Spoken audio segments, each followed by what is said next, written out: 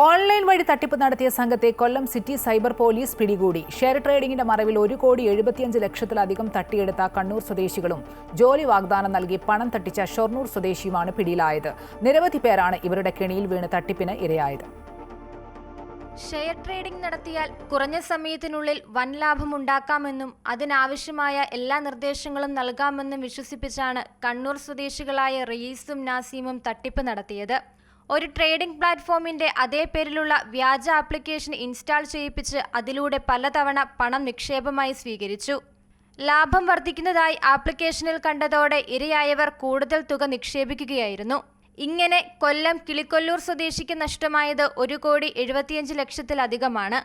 ഇയാളുടെ പരാതിയിലാണ് കൊല്ലം city cyber police പ്രതികളെ പിടികൂടിയത്. മറ്റ് സംസ്ഥാനങ്ങളിലും പ്രതികൾക്കെതിരെ സമാനമായ പരാതികൾ നിലവിലുള്ളതായി പോലീസ് കണ്ടെത്തി. ഒരു കമ്പനിയുടെ പേര് തുടങ്ങിയ ഒരു കറണ്ട് അക്കൗണ്ടാണ്.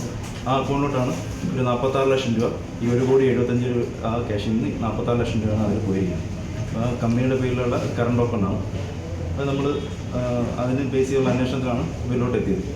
സമൂഹ മാധ്യമങ്ങൾ വഴി ഡ്രൈവർ ജോലിക്കായി ആളെ ആവശ്യമുണ്ടെന്ന് പരസ്യം നൽകിയാണ് പാലക്കാട് ഷൊർണൂർ സ്വദേശി 27-കാരൻ വിഷ്ണു തട്ടിപ്പ് നടത്തിയത്.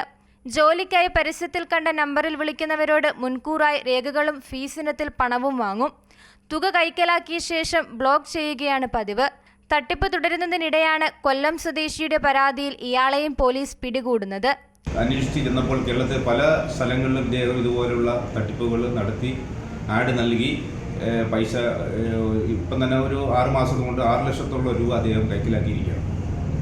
അപ്പോൾ അദ്ദേഹത്തിൻ്റെ ആഡ് എന്ന് പറയുന്നത് പിന്നെ ഈ 6 മാസത്തിൽ 25 ലക്ഷം പേരാണ് അത് കണ്ടിരിക്കുന്നത്. അപ്പോൾ കൂടുതലായിട്ട് ഡോക്ടേഴ്സിനെ ഹോസ്പിറ്റലിലേക്ക് കൊണ്ടുപോകുന്നതിന് ഡ്രൈവർമാരെ ആവശ്യമുണ്ട് എന്നുള്ള ഒരു പരസ്യമാണ് അദ്ദേഹമായി ഈ ആഡ് നൽകിയിരിക്കുന്നത്. അപ്പോൾ ഇന്നോവ കാറ് സാലറി എല്ലാം അതിൽ പ്രത്യേകമായിട്ട് പറയുന്നു. വ്യാജ പരസ്യം നൽകി പ്രതി 8 ലക്ഷത്തോളം രൂപയുടെ തട്ടിപ്പ് നടത്തിയതായാണ് കണ്ടെത്തൽ. ട്രേഡിംഗിലൂടെയും തൊഴിൽ വാഗ്ദാനത്തിലൂടെയുമുള്ള ഇരു തട്ടിപ്പുകളിലും കൂടുതൽ പരാതിക്കാരുണ്ടോയെന്ന് കൊല്ലം സിറ്റി സൈബർ പോലീസ് അന്വേഷിച്ചു വരികയാണ്. അമൃത ന്യൂസ്, കൊല്ലം.